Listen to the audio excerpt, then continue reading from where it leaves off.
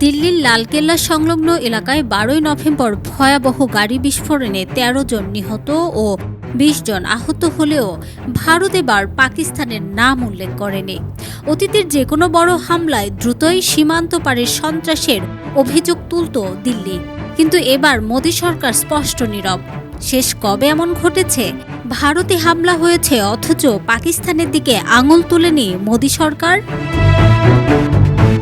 এই নীরবতার পেছনে প্রধান কারণ কি তবে বদলে যাওয়া ভূরাজনীতি?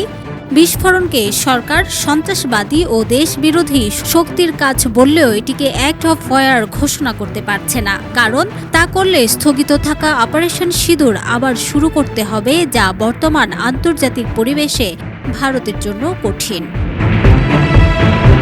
গত এপ্রিল-মে মাসের সংঘাতের পর যুক্তরাষ্ট্র পাকিস্তানের প্রতি আরও ঘনিষ্ঠ হয়েছে। ট্রাম্প প্রশাসনের সঙ্গে পাকিস্তানি সেনা প্রধান আসিম মনিরের সম্পর্ক দৃঢ় হয়েছে। অন্যদিকে ভারত যুক্তরাষ্ট্র বাণিজ্য চুক্তিও এখনও ঝুলে আছে। এমন পরিস্থিতিতে নতুন করে সামরিক উত্তেজনা শুরু করলে কূটনৈতিক ও অর্থনৈতিক চাপ বাড়বে ভারতের ওপর। বিশেষজ্ঞ অজয় সাহনির মতে, মোদী সরকার নিজের ঘোষিত অবস্থানের কারণেই এখন বিপাকে।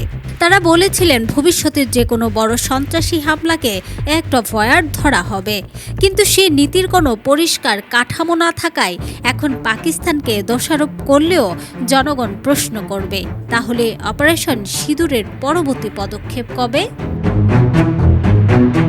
সমালোচনা ও রাজনৈতিক চাপের মধ্যেও মোদী সরকার এখনো কোনো কঠোর বক্তব্য বা পদক্ষেপ জানাতে পারছে না। বড় নাশকতার পরও পাকিস্তানকে সরাসরি অভিযুক্ত করতে পারছে না ভারত। বলাই যায়, নতুন ভূ রাজনীতির চাপে ভারত সত্যিই অস্বস্তিকর অবস্থায়। News desk, Dhaka digit.